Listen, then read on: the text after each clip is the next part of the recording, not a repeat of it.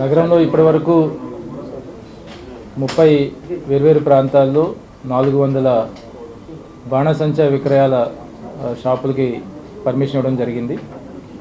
వీటన్నిటి దగ్గర కూడా సేఫ్టీ ప్రికాషన్స్ని స్ట్రిక్ట్గా ఫాలో అవ్వాలని చెప్పి ఎక్కడైతే ఆ విధంగా సేఫ్టీ ప్రికాషన్స్ ఫాలో కారో వారి మీద చట్టపరంగా కూడా చర్యలు తీసుకుంటున్నాం.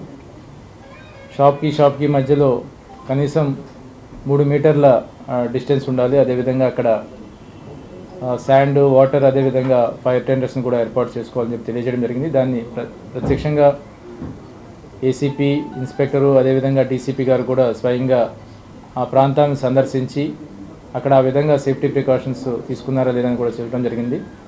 మీరు గమనించే ఉంటారు, ఈరోజు విజయవాడలోని అదేవిధంగా తిరుపతిలో కూడా 2 సంఘటనలు జరిగాయి ఈ బాణసంచా విక్రయ దుకాణాల్లో. సో అటువంటి మన విశాఖపట్నం సిటీలో జరగకుండా అన్ని జాగ్రత్తలు తీసుకుంటున్నాం.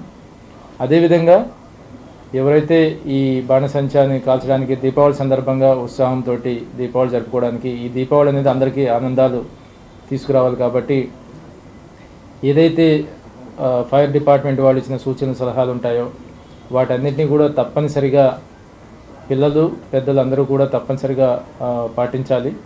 ఎందుకంటే ఇది మన జీవితాల్లో ఆనందం తీసుకురావాలి కానీ విషాదాన్ని నింపకూడదు. ఈ దీపావళి చాలా సంఘటనలో, ఇంతకుముందు జరిగిన సంఘటనలో చాలామంది ఆ బాణసంచాన్ని దగ్గరగా వెళ్ళి కాల్చడం వలన తమ హీరోయిజం చూపించుకునే విధంగా కొంతమంది చేతుల్లో పట్టుకుని వాటిని కాల్చడం, ఇటువంటి జరిగినప్పుడు ప్రమాదాలు కూడా జరిగాయి. కళ్ళు పోగిన వాళ్ళు చాలామంది ఉన్నారు. అదేవిధంగా కొంతమంది వాహనాల మీద, రోడ్ల మీద ప్రయాణిస్తున్నప్పుడు ఎక్కడి నుంచో ఈ తారాజువ్వల లాంటి ఇట్లాంటి వాటిని విడిచిపెట్టడం వలన గమ్యం లేకుండా అవి వచ్చి వీళ్ళ మీద పడడం, అదేవిధంగా ఎక్కడైతే పూరిళ్ళు ఉంటాయో అట్లాంటి పూరిళ్ళ దగ్గర వాటిని వాడడం వల్ల, వాటిని ఇటువంటి ఫైర్ క్రాకర్స్ని పేల్చడం వలన వాటి మీద పడి వారికి ఇబ్బంది కలగడం, అదేవిధంగా వారికి నష్టం కలగడం జరుగుతుంది. సో వీటన్నిటిని దృష్టిలో ఉంచుకొని, ఆల్ సేఫ్టీ ప్రికాషన్స్ని దృష్టిలో ఉంచుకొని ప్రజలందరూ కూడా ఆనందంగా అదేవిధంగా సేఫ్గా ఈ దీపావళిని జరుపుకోవాలని చెప్పి పోలీస్ శాఖ తరఫున విజ్ఞప్తి చేస్తున్నాం.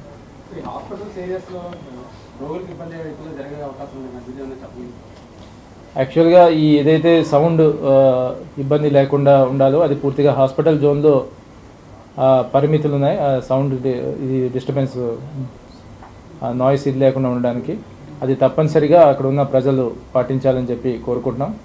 అదేవిధంగా రేపు ఎటువంటి ప్రమాదాలు జరిగినా సరే మా సిబ్బంది అందరూ కూడా పూర్తి అలర్ట్గానే ఉంటారు. ఎక్కడ ఎటువంటి ఇబ్బంది జరిగినా సరే మాకు డయల్ 100 ద్వారా తెలియజేస్తే మేము సకాలంలో స్పందించి ప్రజలకి కావాల్సిన సేవలు అందించడానికి మేము సదా సిద్ధంగా ఉంటాం.